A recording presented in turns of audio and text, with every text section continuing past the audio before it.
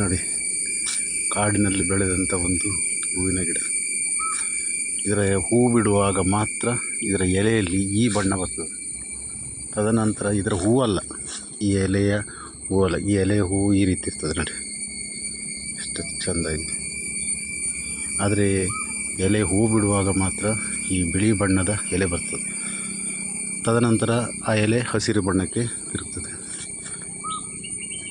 ಪ್ರಕೃತಿಯಲ್ಲಿ ವಿಸ್ಮಯ ನೋಡಿ, ಎಷ್ಟು ಚೆಂದ. ಒಳ್ಳೆ ಗುಂಪಾಗಿ ಅದರ ನಂತರ ಹೂವಿನಲ್ಲಿ ಅದರ ನಂತರ ಬೀಜ ಬರ್ತದೆ ನೋಡಿ, ಅದರ ಬೀಜ. ಇದು ಹೂವು ನೋಡಿ ಎಷ್ಟು ಚೆಂದವಾಗಿ. ಆನಂತರ ಇದರ ಬೀಜ, ಹಣ್ಣು ನೋಡಿ, ಈಗೆಲ್ಲ ಹಣ್ಣಾಗಲಿಕ್ಕೆ ಶುರು.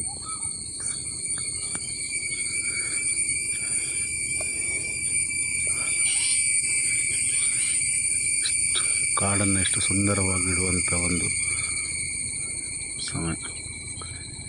ಈಗ ಮಳೆಗಾಲ ಮುಗಿದು ಬರ್ತಾ ಇದೆ. ಈಗ ಮಳೆಗಾಲದಲ್ಲಿ ಈ ರೀತಿ ಹಸಿರಾಗಿ, ಹೂವಾಗಿ, ಹಣ್ಣಾಗಿ